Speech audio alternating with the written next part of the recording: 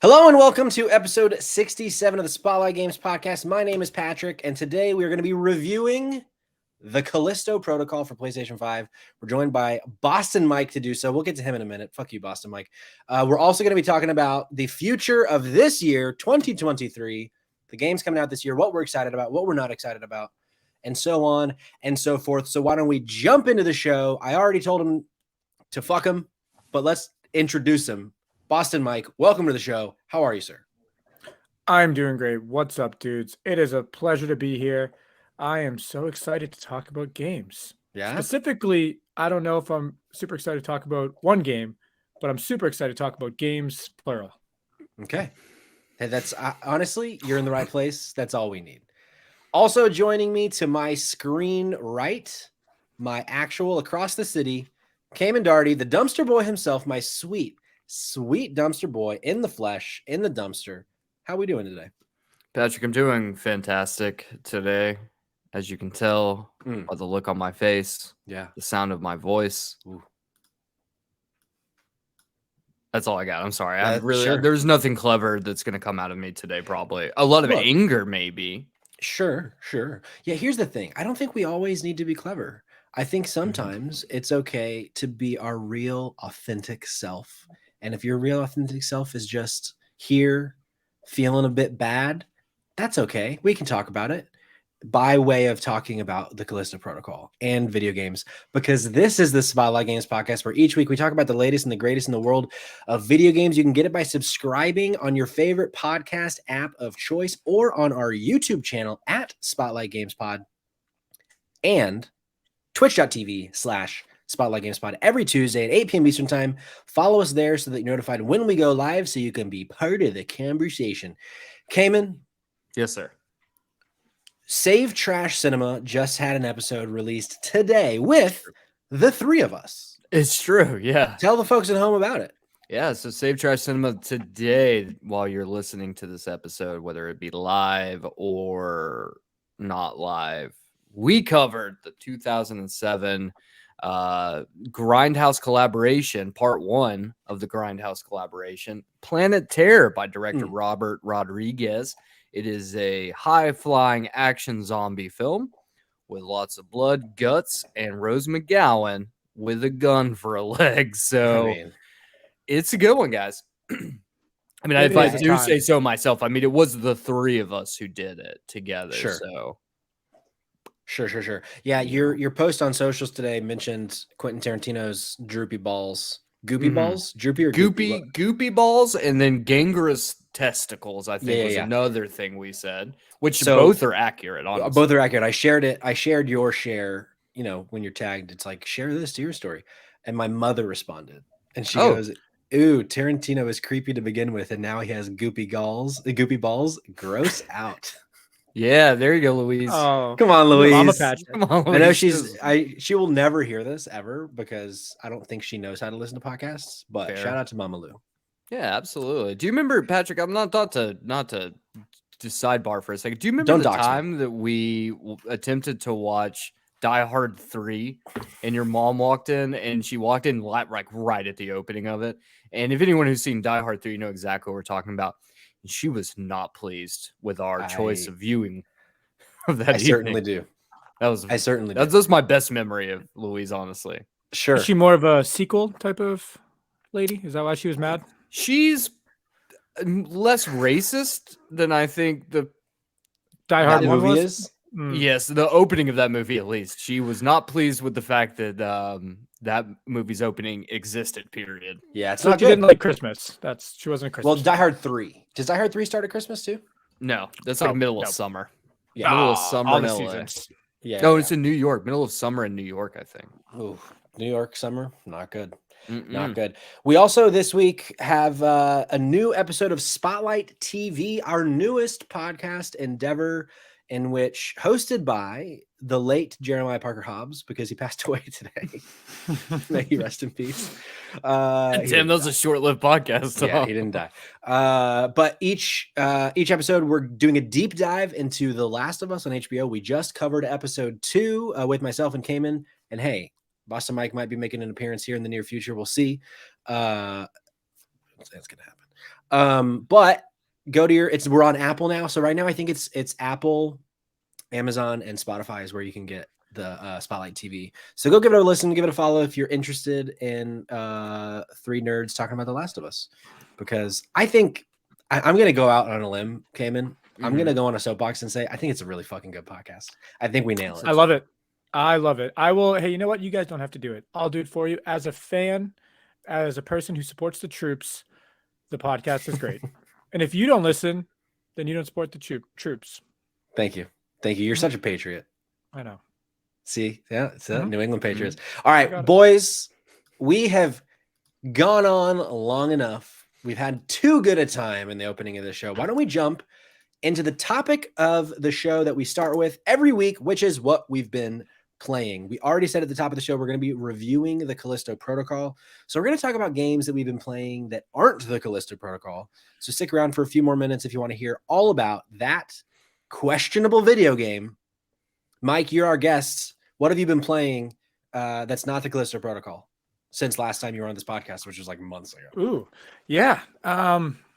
Well, I did beat The Last of Us for the first time, so that was really fun. It is so good. Oh, we're all in for a treat. But anyways, neither here nor there. I started playing Star Wars Jedi Fallen Order, and I did not know that this game, 1, was really good, and 2 was freaking hard. What the hell? Yeah, it's hard. This game is I was so thrown aback. I'm just getting beat up by rodents left and right. I'm like, where are the stormtroopers? It's bugging me. I'm texting Cayman, venting through, getting happy when I get through it. And then I'm like, is this Elden Ring again? Did I just Elden Ring myself in the past? I don't know what's going on, but I like it. A lot of people, when it first came out, compared it a lot to like Demon's Souls and Bloodborne because Elden Ring hadn't come out yet. Yep. What difficulty are you playing on? Just normal. And I thought I was going to be able to just like rip it through, and I'm just dying a lot. You know, I really like stat wings that are kind of like from Skyrim. Like I love that type of thing where I can pick and choose how that goes up. So I really like that. Yeah. But I don't like how they just totally did the Elden Ring style where I just die and I lose all my experience. I'm like, This is a real game. Yeah. Yeah. It's tough. Sure. Don't be afraid to drop it to whatever the easy mode is until you get, because that game is very much, you have to master the parry. If you don't master the parry, it will be difficult on normal or above. Yeah, that is very accurate. That game is at least early on. I think I played it on normal mode to completion, and early on it is not easy. Well, I mean, once you start getting leveled up, it gets more manageable. Yeah. But yeah, no, the game can be a huge pain in the ass early in the game, and then when you get to Darth Maul's planet later on, like just fuck that whole level. It sucks. Yeah. Dathomir is not a very fun planet because there's a lot of hard people there. Have you fought Mike on the first planet you're on? There's this giant frog. Have you come across the giant frog yet? I've come across 2 of them, and I ran away from both. Yeah, those things fuck. Those things. Yeah. I almost killed one of them, and then it just got me. I am pretty glad that I did play like the Elden Rings and whatnot, because it is very much similar to like just roll and parry. So I really like that. What I actually really love is that I feel like I'm in a Star Wars movie. They got the soundtrack perfectly right. And there's so much like new stuff in this that I just instantly look at. I'm like, why isn't this in the movie? All these different types of characters. I'm exploring new planets. Right now I'm where the Wookiees planet is, looking for the main guy. I forget his name. He used to protect Yoda, I think, in one of the movies. So yeah, it's a blast. I'm digging it. Hell yeah. I'm glad you like it. Because we're going to be talking about a sequel later today on the show. So buckle up. Boy. Cayman, what have you been playing, my friend? I actually have kept this a secret from you, Patrick. Ooh, I love a secret. And Peppa Pig 2. Let me tell you, it's also Star Wars themed. Sydney hit me up last week and she said, Cayman, I want to play a cooperative game again. I want to play something cooperative. And I said, I think I know what we should play.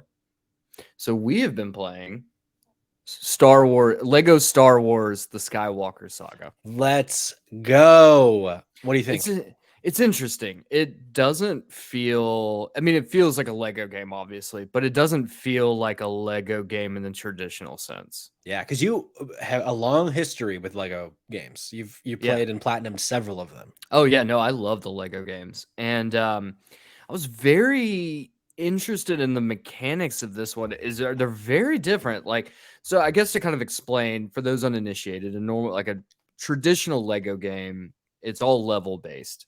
And then some of the more recent games have like a hub world in which you can just explore at your leisure, complete puzzles, challenges, XYZ. However, in this one, though that is somewhat still the same, the levels don't feel like normal Lego levels. Like you're kind of exploring this like these little hub worlds, and then you'll go through and you can kind of fuck around. You can go do puzzles or races or whatever to get bricks, which is very similar to a Lego game.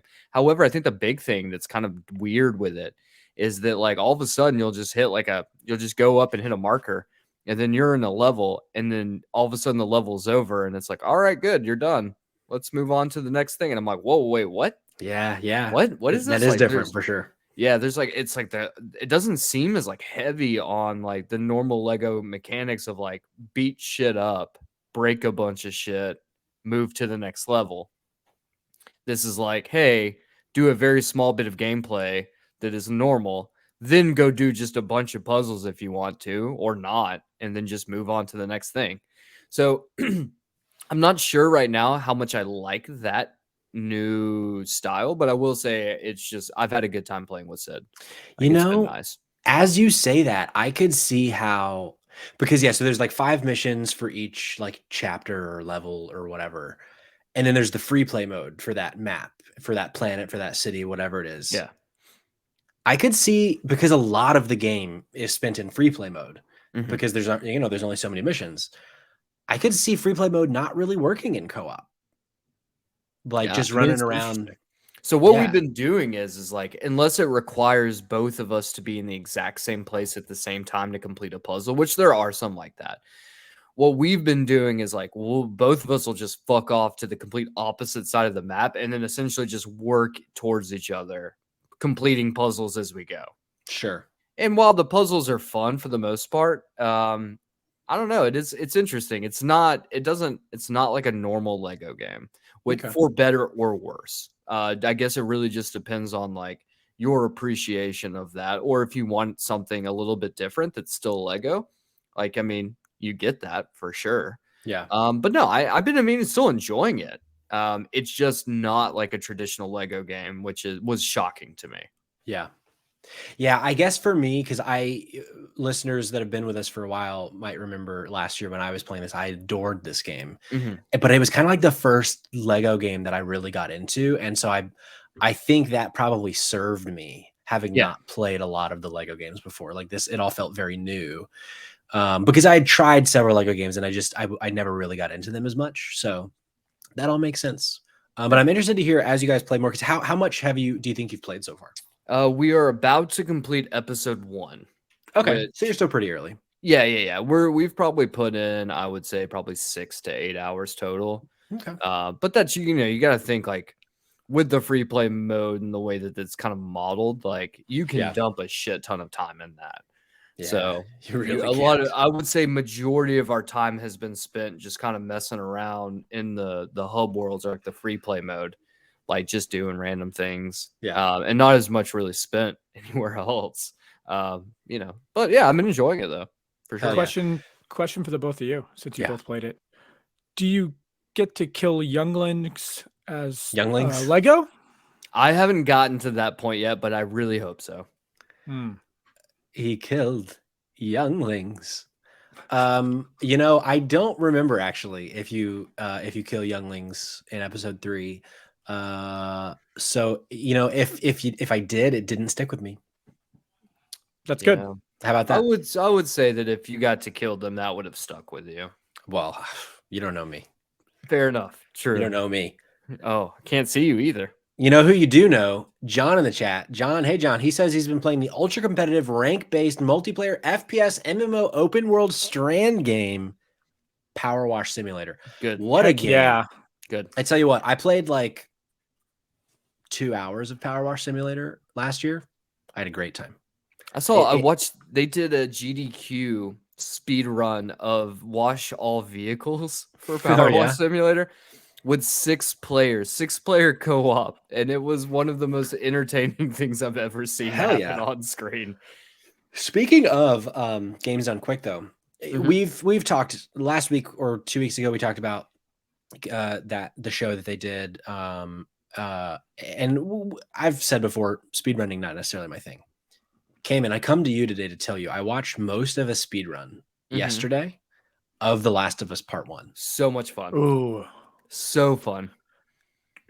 I loved it. It was so much fun. Like seeing, I think the key for me with a speedrun is it has to be a game that I've played before, potentially maybe multiple times. Because like seeing this guy go through like the hospital, which, you know, maybe let's not spoil anything, but like going through these portions of the game that are like very difficult, and he's going through them in like 15 seconds flat, just like throwing a bottle here, crouching for like half a second to not be seen. It was really cool to see because there were Oh, no yeah. glitches. It was just him. That's awesome. It was really cool. One of the I love the opening of the speedrun. If you played the game, like the opening, you and Tess, this is not really a spoiler. You and Tess have to go and like try to get some cargo or something back from Robert. I don't know what it is, and I can't remember what it is in the It's game. guns. It's guns. So you have to go get your guns back. In the opening of that speedrun is so funny to me because like they're supposed to be teaching you how to be stealthy. And the first thing the dude does is you just take off fucking running and you just run behind a barricade and just double tap. And then that's it. That whole section's over. You're Yeah. just like, it is like, I really highly recommend like going and checking out that speed run. It is so fun. Yeah, I want to go through and actually watch the whole thing because like it's in one other moment that really stuck out to me was like something that I never knew you could do. When you're on in the campus of Eastern Colorado, there's this section in the dorms where there's like a bloater and a bunch of clickers in this like hallway that's really hard to get through. This dude just like runs through, wakes up everything, and just like throws something to distract them and goes. And at the end of that segment, you have to like push open a door by hitting triangle several times. And so all these things are just running at him. And it's like, I'm about to shit my pants because I think he's about to get ripped open. So he's in the dorm for like 14 seconds and he just has everything running at him, but he clicks the button quick enough to get out. I was like, this is awesome. I get speed running now. It's after so seeing cool. one. I'm so glad that you're enjoying some speed runs because those are Yeah. like that's like the highlight of my days coming home, popping on a nice speed run. I was Hell yeah. actually just watching a speed run of what was it? I was speed run of Castlevania Symphony of the Night, which honestly I think is the best speed run ever. It is just such a technical masterpiece to see someone do it, and Cool. like it is so cool. Like I just love them. Just love them. Let me ask you this: do you prefer the non-glitch speedruns? You know, honestly, like at this point in my watching, I honestly I don't really. It doesn't bother me. Doesn't care. I love watching a glitched run because I do love seeing people just break the ever living fuck out of something. Yeah. But at the same time, like I do love sitting down and watching like a non-glitch run just to see how incredibly good these people are. Because those runs, it is just you have perfected how to play the game to like the absolute maximum, and it is awesome to see. Yeah, it's cool. I guess Mike, are you drinking from a mason jar right now? Did I not notice this? Of course. John in the chat. There's two types of people: those that drink from mason jars and those that don't. Piss? That is piss. Mm-hmm. Are you drinking? Is it dry January or just drinking dry wine? I get it. I'm actually not drinking anything because technically I haven't lost any mass. I'm drinking it back, so I'm just in a cycle loop of my own self. So Circle of life, baby. Being into a thing that replenishes and you just keep that go. I like it, honestly. You got it. Lance Armstrong's secret. So people from Boston are fucking nuts. Okay. I think Cayman, did I talk about Midnight Suns last week? I did, right? You did, yes. So I've just been playing a shit ton of Midnight Suns. I'm actually on the final mission, so I'm about to be done with that. I've been really enjoying it. I think the game is about 20 hours too long. Okay. That's my update from last week. I'm having a lot of fun with it. Did you get it physical or digital? Digital, unfortunately. Fuck you, Patrick. I know. It was on sale on the PSN. That's fair. But it's gotten to the point where like there must be huge story beats happening, and which I'm not normally like this, but like there's so much fucking story in this video game that I'm just like circle, circle, circle, circle, circle. I'm over it. I'm tired of it.